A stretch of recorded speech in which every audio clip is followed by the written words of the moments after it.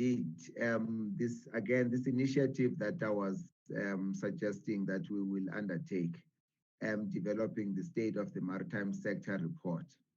The maritime sector in its nature attaches itself to a whole lot of other sectors. Mining has maritime within it. Your cars, your manufacturing have got maritime within it.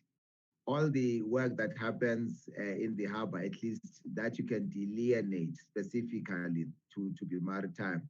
But legal has got maritime law, economics, insurance. So it has taken us a great deal to figure out how to account for the sector, as it were. What we then have started to do is to go to the statistics general people, Statistics South Africa, to say if we give you these subsectors, we would be accurate enough to say they represent the maritime sector. It's work that requires the country to work together. It is going to take a while. I do not think we will have that answer, at least not until the end of this financial year, because of the amount of work that is required to go in there. Having said that, we've asked Stats SA to say those glaring areas that we can account for. For instance, how we found the money we spent on freight internationally. We went to the account at the treasury account called, I think it was called freight actually. And we took that amount of money and then said generally almost 90% of that is by sea. Very little is by aeroplane, and even less is by rail. So we took the number and then did our own assumptions to come up, and we think that 46 billion rand is accurate enough. But to get a full picture is going to take quite a bit of time, and it's work that we're getting others to partner us with, mainly Stats South Africa and DTI. And then how do we address monopolies? The difficulty that we have here, Chair, is that has been the cargo owner has a view on who must carry their cargo, and that is the starting point. Now, there are areas that we think we can intervene.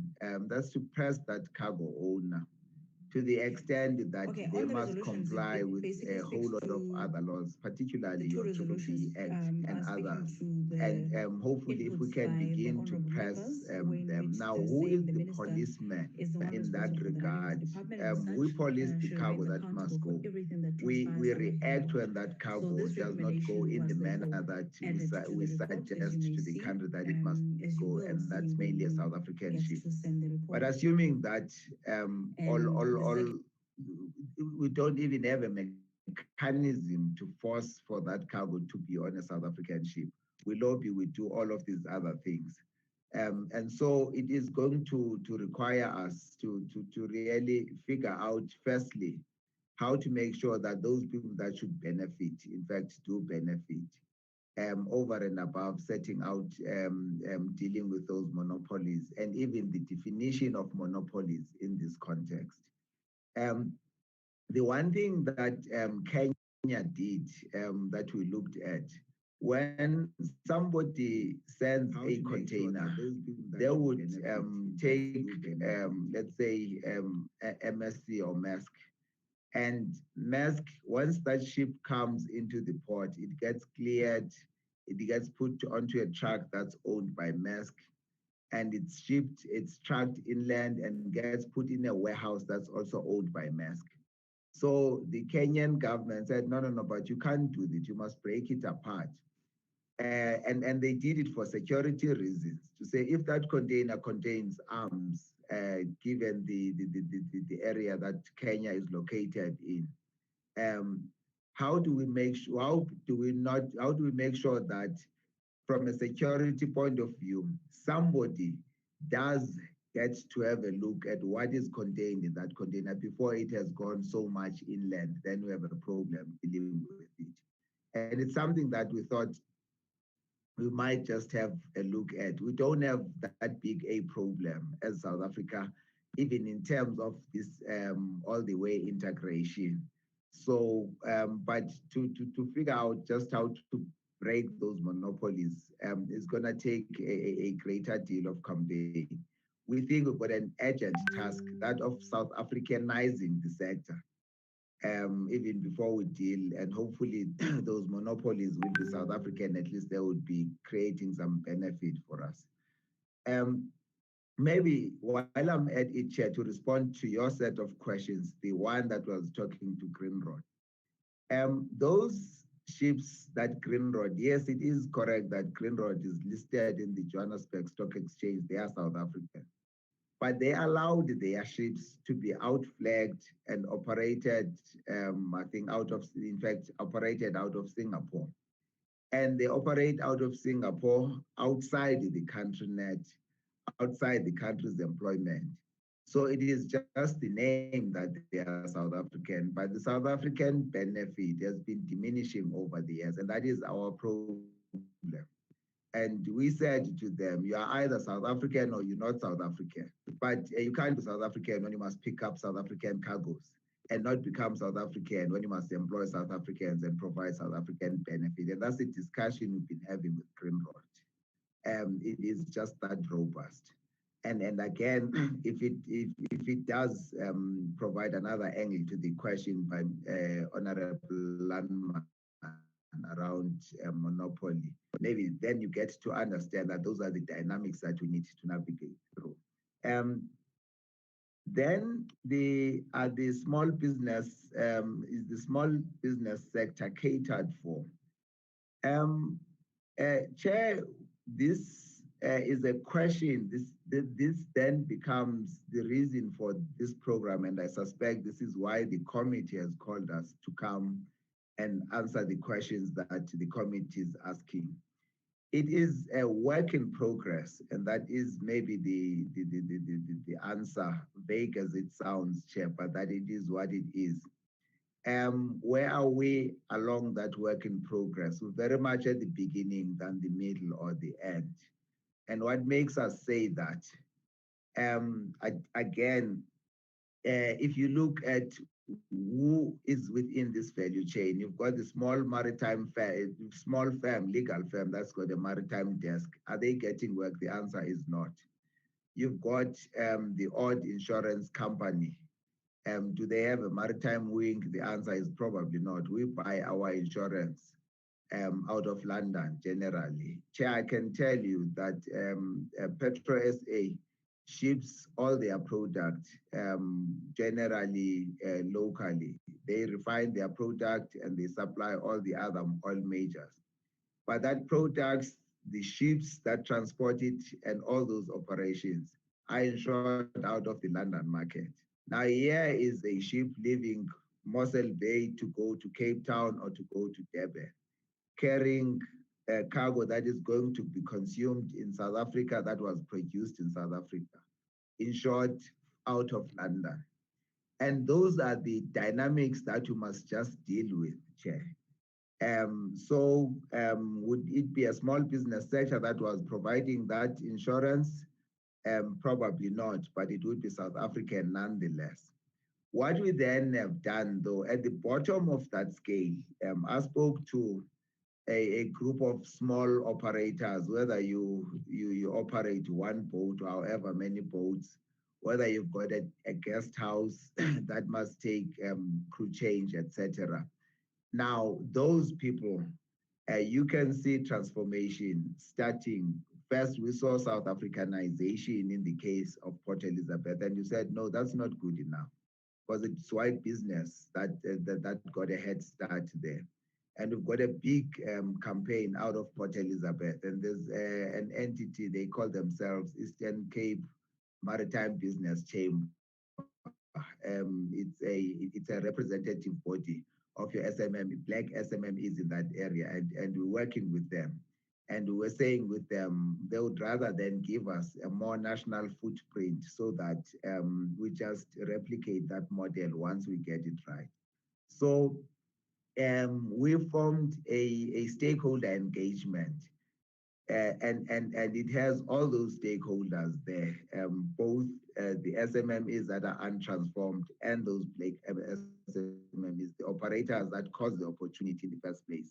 Transnet, ourselves, environmental affairs, and say the reason for this opportunity of offshore bunkering, at least, was to make sure that there is enough economic activity, and that economic activity had better than accrue its benefit to those people that were designated that they get the benefit. Again, Chair, to answer your question, it is work in progress, and we are at the beginning of the road than the middle of the end. Then there were questions by Honorable Brantese.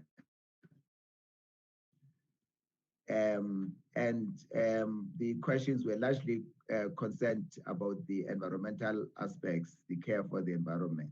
And the specific question was that, is there work on fishing reserves? Now, if Chair, how the country is set up, we are the Maritime Authority. So anything to do with maritime, and our unit of analysis largely is the ship and anything that has got to do with the ship.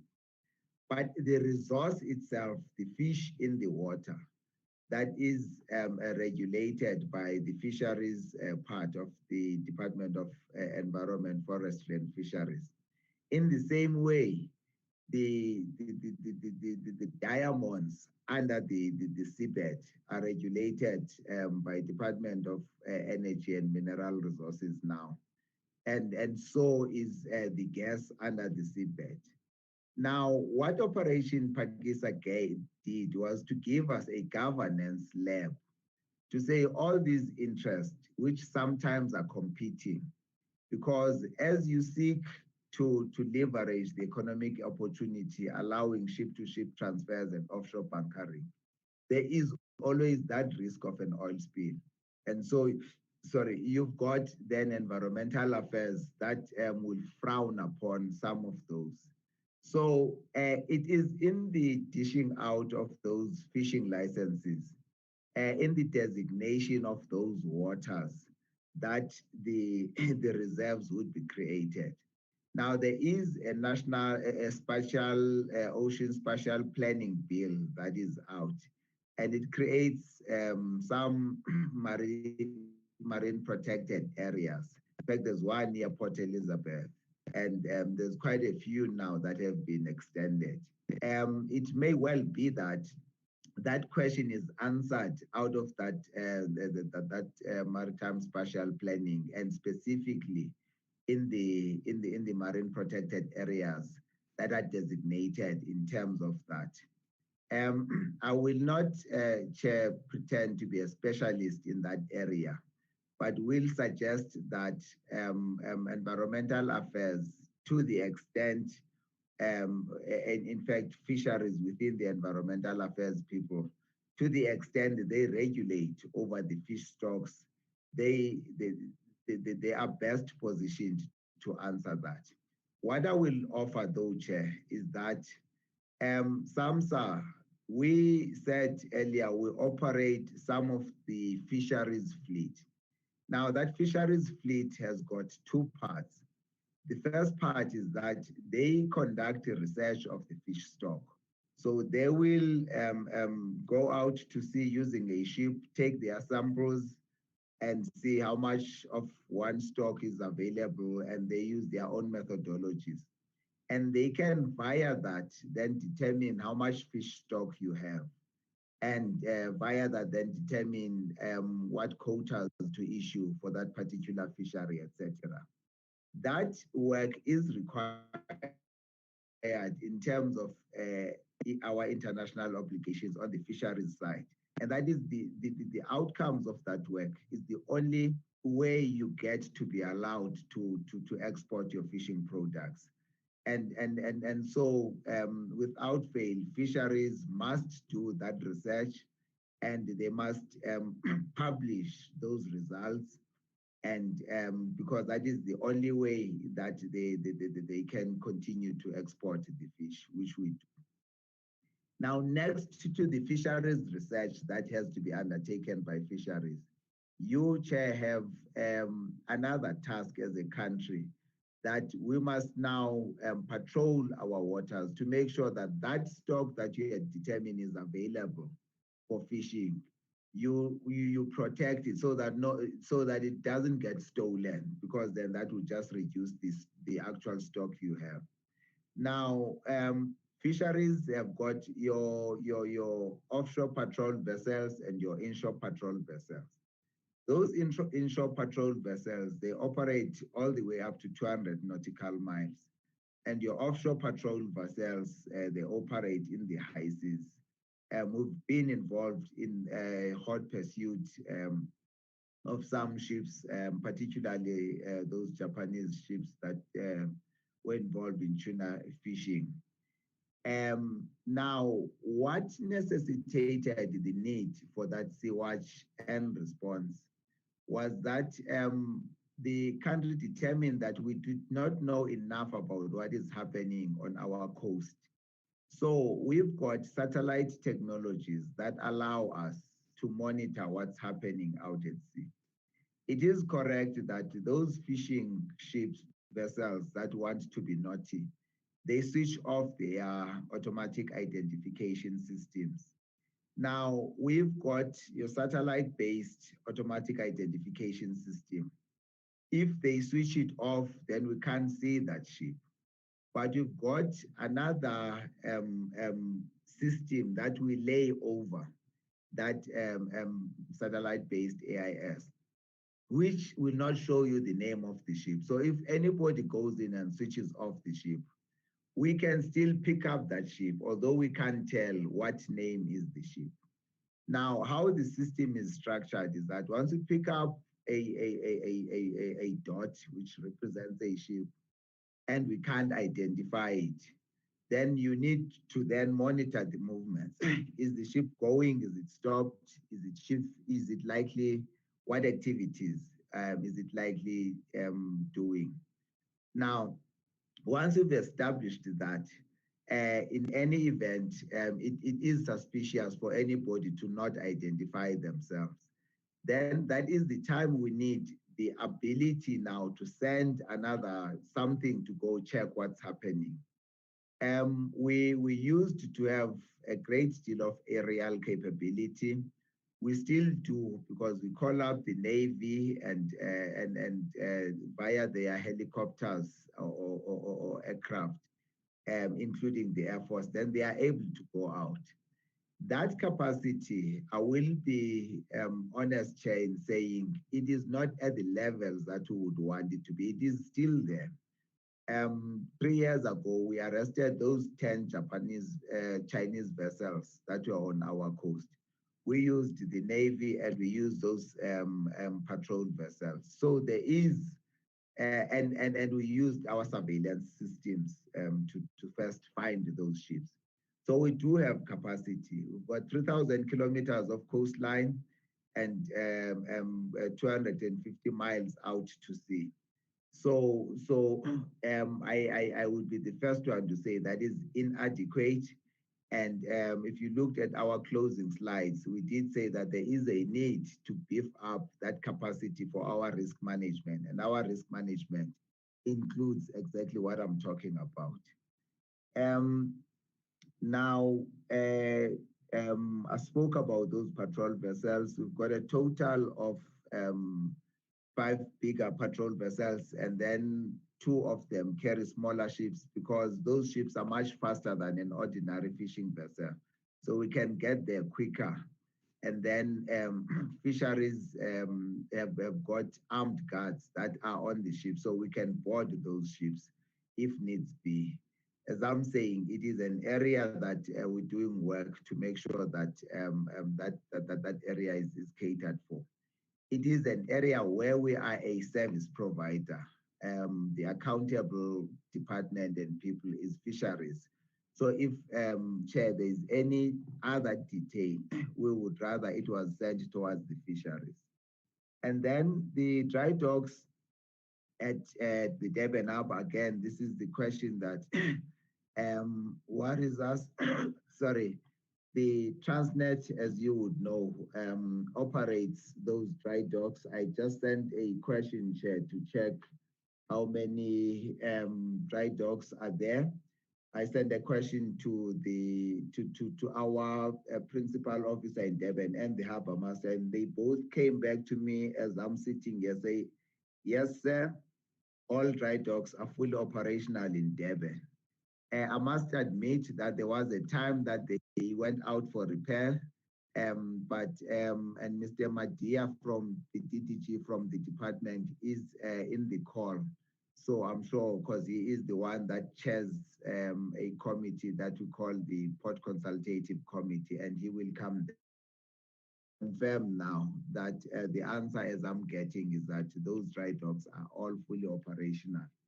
The question about the oil rigs bypassing South Africa is not necessarily that of dry docks.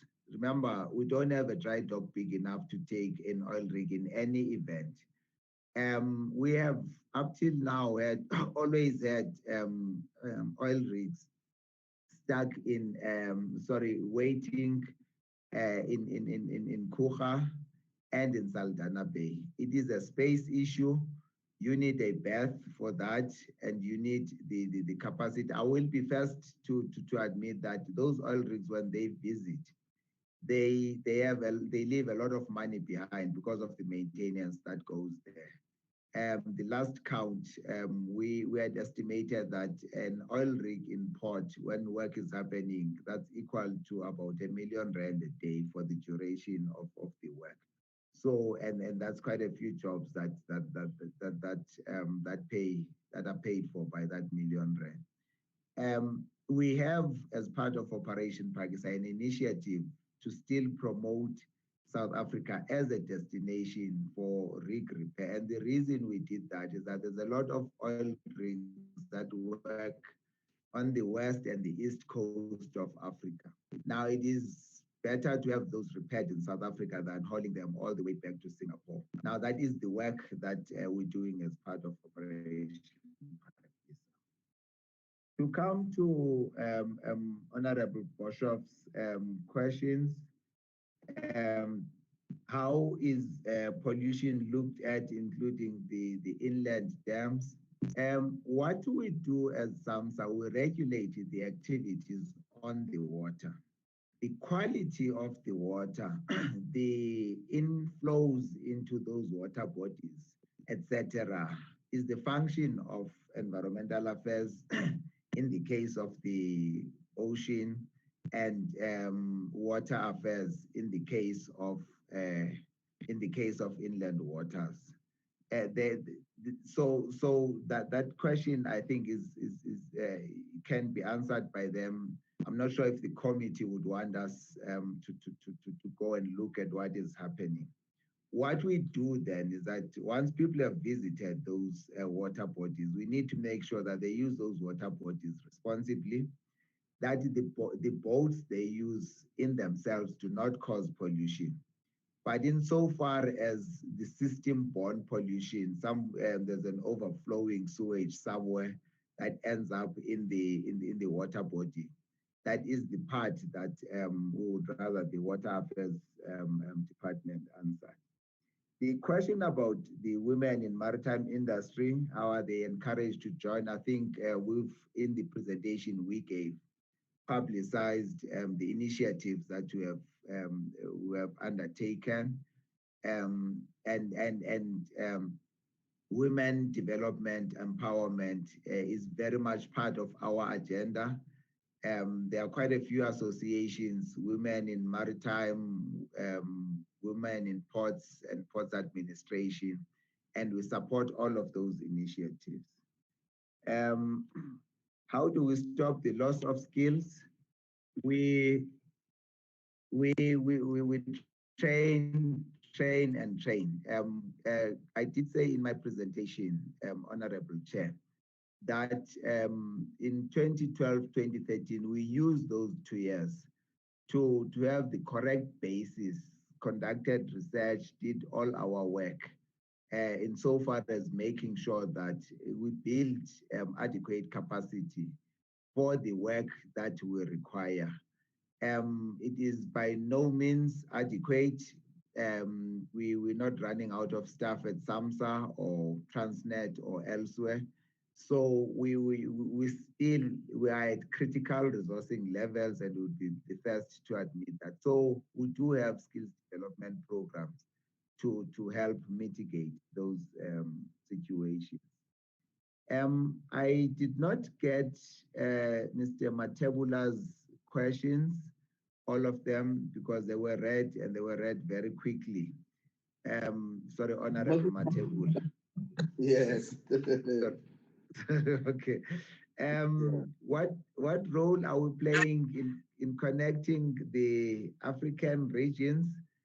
I did mention in passing that we integrate as part of the broader maritime discussion. There's a strategy, it's called the Africa Integrated Maritime Strategy 2050. We assisted putting that together. Personally, I was located at the AU in Addis Ababa for about 2 months when we were working for that project. And it has come back with a few issues. And then I did mention that the ministers of transport in the continent formed launched what we call the African Maritime Transport Charter. And that in itself creates a coordinating body, which is called the Association for African Maritime Administrations, which South Africa is the secretary of. And via that, we have access to at least other SAMSAs in the continent, and each SAMSA in the continent has a duty to lobby within government and elsewhere. So we think that the architecture that we've put for maritime development is one that is adequate. We need to get traction in the way that we do our work. That AMA has launched. We have been to African Union to request that they form a maritime desk out of the African Union itself, so that in the countries locally you have AMA, but at the central level, which is the AU, you do have a desk, very much like the Ghana-based African Free Trade Area Secretariat. So again, that is work in progress, but we think that we know how that must happen. And between with that is led, we do the work led by the Department of Transport as well as the ERCO. So that is how we coordinate that work. And then the program for women, and how many of them are given cooperative licenses. Again, Chair, the program for women in general I've spoken to. I think Honorable Matebula's question in this respect was talking to fishing. Those cooperative, we were invited by fisheries when they issued out those licenses, at least for the OR Tambo region in the Eastern Cape. There were no fewer than 28 co-ops, and many of them were women-led and had women inside of them. And I do know that they extend all throughout the country. So if we needed that answer, it's one of the answers that I think we can consult with them and write a comprehensive response. I've responded to the question about how do we stop the pollution of dams. And then the chair's comments regarding the outstanding legislation. Chair, we administrators. So we once Parliament has given us the legislative frameworks and the laws, we consider it our duty to go and implement those. Only getting back when we get stuck, either we can't agree on the interpretation of or whatever other. But until then, we always refer to the law, whether until we are fully either implementing it or agreeing on how to go about it. We involved the authorities. There is an interministerial committee on this tax issue led at the deputy minister's level. And it is that committee that has caused us to talk again now between Department of Transport and SAMSA with Treasury and SARS. Those talks went and floundered at some stage. It does seem like we are back on track now. So if one were to plead with this esteemed committee as well as Parliament, that when it is time, when we think we've exhausted our abilities, then we come back at some stage so that we are not playing an unfair game on our other partners. And that would go in the case of our outstanding legislation, which is a matter between SAMS and Department of Transport, as well as tax policy, which is a matter between Department of Transport and Treasury. The big question that I think the chair raises is how do we turn this register around? How do we undo the damage that was caused in us not insisting that those that had outflagged come back? Chair, I wish to respond that we still control over 150 million tons of cargo, which is that cargo that results from somebody being issued a mining license. And our starting point is to talk to those people that own those cargoes to say we are going to have a discussion regarding how those cargoes get landed to market. Insisting on our preference that they get shipped using South African flag, and that is our starting point. Having said that, we needed that South Africa has a regime of that ship ownership that doesn't make it more expensive than a ship they would be competing against. Now we've established that you can establish that you can have a ship that costs just as much as a Singaporean ship. That went well until we had this glitch that we need to resolve with Treasury. And so it is one element that I will thank the chair on, and that I'm sure we would not mind getting asked this question every other quarter until we show that we're moving in the right direction. And when we get stuck, whether it is our discussion between transport and Treasury, or if it is the non-cooperation between the industry and government, I'm sure at some stage we would have to go back to Parliament and chair and say, now we need legislative instruments. We think now that we have to resolve our own issues in government. Whilst we continue to talk, industry had shown that they are able to move, because those first ships that were registered were on the basis of cargo that was released by industry, and we would have gone up to 10 ships now, were we to have resolved these issues of taxation. So I think that is how we will reverse the historical unfairness that happened. What I've spoken about the issue of Green Road, and again, we believe that if Green Road call themselves fully South African, then you must see that full South African value, subject to discussion, of course. We don't want to make these things more expensive for them. But we did not see their hand extended to meet government halfway, and that is our worry. And what can we do with Bohobai? Our model, Chair, is one where we agreed to look at a space jointly with province or local people, and we have people available that do that. And then our advantage is that we see stakeholders that are in the space. And we do know now that the articulations from Transnet, and there is a move to go and develop by up to a deep water port. And again, we've got the DDG within DOT, who I think would respond to those issues. I'm not sure if he is at liberty to do that, Mr. Matia. But that is our take, is that there's something that can be done in Bohobai. I think that there's no structure yet to say this is the outcome that's been followed, but there is thinking in the various areas within government that will lead to that.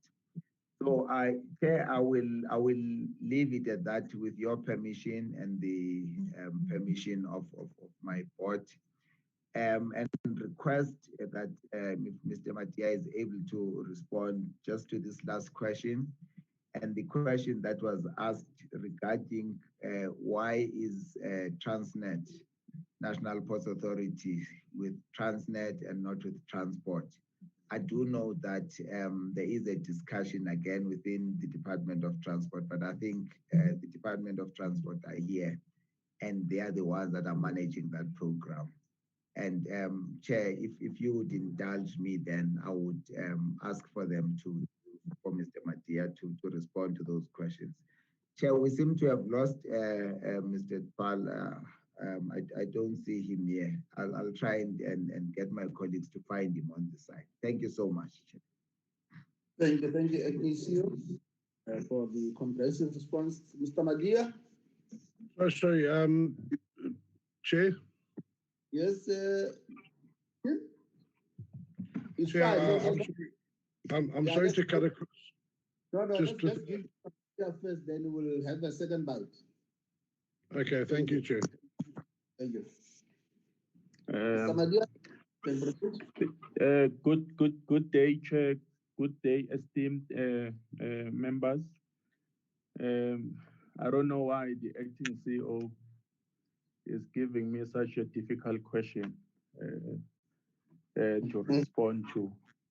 Maybe before I respond to that particular question, as a department chair and honorable members, we are in the process of developing the bill.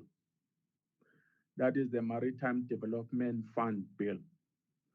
And the primary responsibility for that bill is to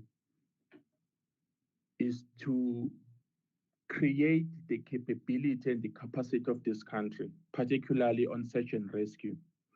And the activities the acting CEO has spoken to. Secondly, to assist SAMSA to make sure that they've got the capacity to discharge their mandate. Because we've got two maritime entities within the department, and the second one being the Ports Regulator of South Africa, which regulates the National Ports Authority economically, and also it does the work of tribunal issues, the disputes that are taking place within the port system. So we are hoping once we finalize that bill, we'll be able to review some of the current act like National Ports Authority to make sure that, as it happens all over the world, that the sector should be able to fund institutions that are either doing oversight, secondly, the sectors that are also doing the economic regulations. So it comes from that thinking that we need to have our own maritime development fund for the country. Secondly, I just want to touch on the Bohobai development. Currently, we've got 9 commercial ports. They start either from the east side, which is the port of Richards Bay, up to Northern Cape, which is currently the Port Nolot. Port Nolot, in terms of the Act, is a commercial port. There are structural challenges and limitations with the port of Port Nolot. It's not deep enough to bring in commercial vessels. So there was then a discussion taken together with the provincial government to move that port to Bohobai area, whereby we can be able to develop, as the acting CEO stated, a commercial and a viable port, which is about 57 kilometers from the current port. In fact, it is on the mouth of Orange River. We have been meeting with the provincial government together with Transnet. We then formed the steering committee that was looking at that.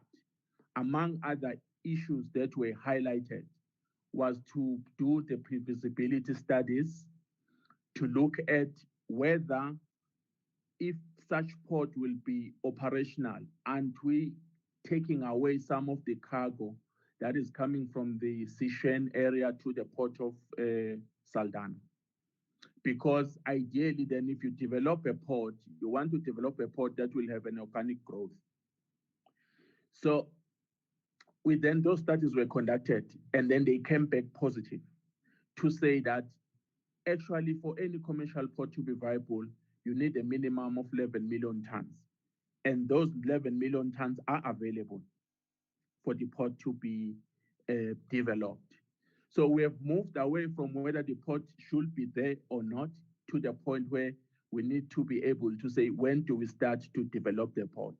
And part of the work that will be required is to promulgate such activity. And I saw that in presidential infrastructure project post-COVID, port of Bohobai has been mentioned as one of the infrastructure projects that should be developed in South Africa, which is very encouraging.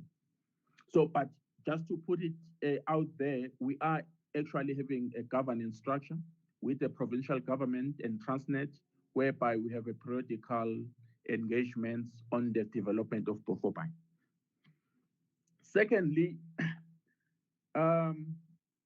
I want to talk about the competitiveness of the port system. The acting CEO also touched on that.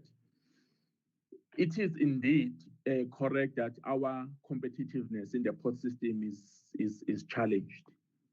And part of that is a non-implementation of the National Ports Act, which states that the Transnet National Ports Authority, as per the Act says, should be a standalone entity, because the money that is generated out of the port users in the port system must be invested back into the port system so that you can reduce the cost of doing business, and then South Africa can be a competitive country, especially for export purposes.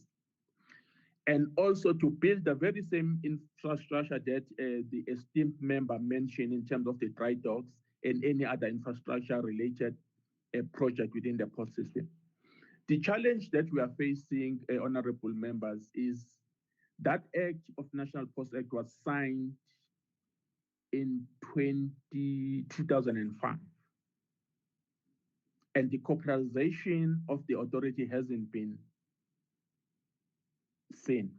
I think it's 15 years later.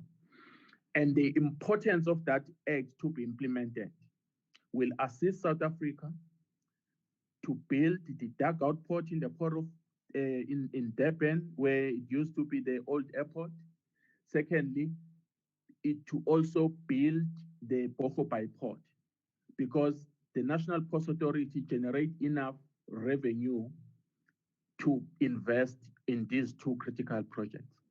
So maybe one of the things that maybe the acting CEO should have mentioned as to what do we expect from the esteemed committee is to actually assist government in terms of making sure that we corporatize the National Ports Authority, so that the money that is generated there is ring-fenced.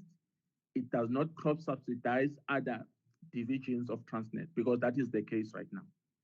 And that has affected, and there's a huge backlog in terms of infrastructure that should be built in the port system. And part of the Operation Pakisa activities or program was forecast to be financed by the National Ports Authority, and we haven't achieved that as yet. So I think in terms of transformation, in the policy, comprehensive maritime transport policy also states that as a country, we need to develop our own national carrier that will be able to carry more than 200 million tons that we export to the rest of the world every year. Because in fact, in part of the program of the department in this financial year is to look at how do we incentivize the mining houses of this country, whereby the seller of the cargo is the one that nominates the vessel. If we do that, we'll be able to increase our ship registry. I think the acting CEO touched on that. So in terms of international commercial terms, you've got what you call the CIF as well versus the FOB. CIF meaning cost insurance and freight, meaning if the BS is exporting minerals, they are the ones that are going to nominate the vessel that will carry that cargo, rather than the buyer that is sitting in China is the one that will nominate the vessel that will come into South African ports to take up the cargo. It should be either way around, because in maritime terms, the cargo owner is the king. So we are not leveraging there as a country, because those are just literally low-hanging fruits. You don't need any investment. All you need to do is to make sure that the policy is implemented, and maybe looking at how do we incentivize these mining houses to make sure that they take the CIF vessels free on board in Cochin, whereby the buyer nominates the vessels to come to South Africa and pick up cargo. So those are just literally a low-hanging fruits that we as a country, we need to start benefiting from. The issue that the acting CEO has asked me to respond to, I think it is the policy issue, which obviously will need a policy alignment, whereby I understand that the presidency at some point instituted a commission where they were looking at the institutional arrangements of the SOEs. If the recommendations were to be adopted, I'm definitely sure that Transnet will come to the Department of Transport so that in terms of policy and implementation of that policy, there's an alignment. And I think I will request to end up the chair. Thank you very much. Thank you, DDG. Tim?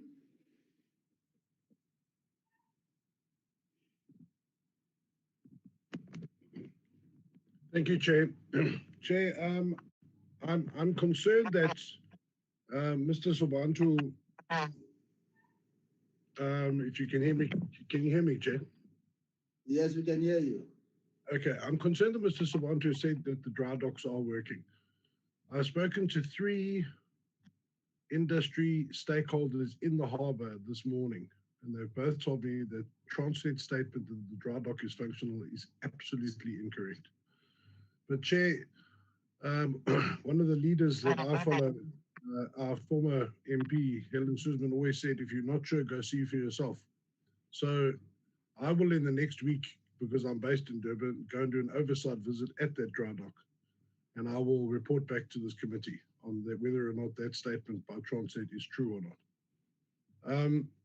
The second question I just want to ask Mr. Sobantu is, he indicated that there were 5 ships that patrol our borders and 2 of them were able to deploy smaller ships. Does that mean, can he confirm, is that 7 ships, 7 craft in total? And then the follow-up question to him is, Chair, the South African coastline is 2,850 kilometers. 2,850 kilometers. Does he believe that 7 craft is adequate to patrol our borders and make sure that any craft in our coastal waters are actually following the rules? That is essentially the problem that I raised, Chair, is that surely 7 craft is not anywhere near enough to patrol 2,850 kilometers of South African coastline and make sure that people in our waters are operating within the rules. And then on to Mr. Mthunzi. I'm very grateful that you have quoted an act that you say has not been implemented. Can you please just give me the name of that act again so I can go and check it out myself? Because I think you're quite correct. Transnet are not ring fencing that money, and they are using it to cross-subsidize, and that money should be spent on the infrastructure in our ports. And that is a knock-on, has a knock-on effect of us losing industry in those ports. So I really would, if you could just please give us the name again of that act so that I can do some follow-up on that. And thank you for your willingness to consider that Transnet should be under transport so we can have cohesion in operation. Thank you very much. Thanks, Chair. Thank you, Tim. I want to make a humble appeal to honorable members and you in particular, Tim, that we allow the team to give those responses in writing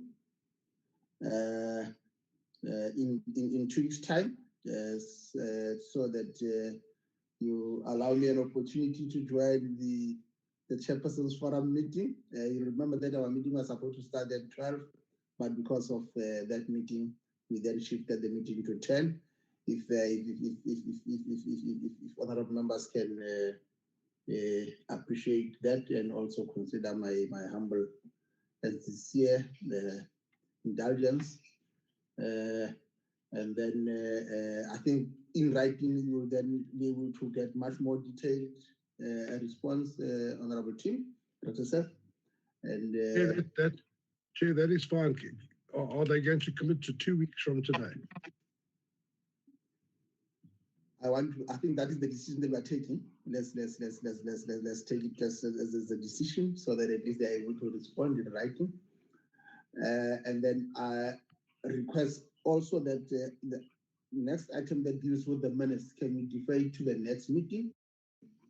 And then allow me to take this opportunity to express our gratitude to the presenters, Mr. Sobantu, and also Mr. Madia, the GDG, for the manner in which they were able to take the committee into confidence in terms of where we are with regard to this entity, in terms of its activities around the maritime issues, the purpose, the mandate, the transformation agenda, the challenges that they are going through, but also areas of opportunities within the industry that were also put forth to us.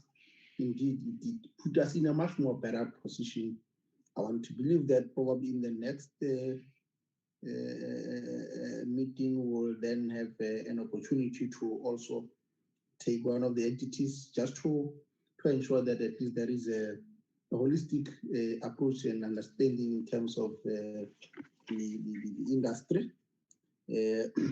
And with those few words, let me also express my gratitude to the honorable members for your reliability in terms of always making time available for attending the committee meeting, the committee secretary, and also the researcher. The team from the department led by the DDG and the ministry staff, our appreciation to your attendance. And the meeting now stand adjourned. Thank you, honorable members. Okay. Thank you, Chair. Thank you, Chair. Thanks. Pass our regard. Thank you. Pass our regard to Mr. Twala. He disappeared. Thank you. Yeah, we will do that, Chair. Thank you so much. Thank you, ATCO. Thank you very much, Chairperson. A pleasure. Bye.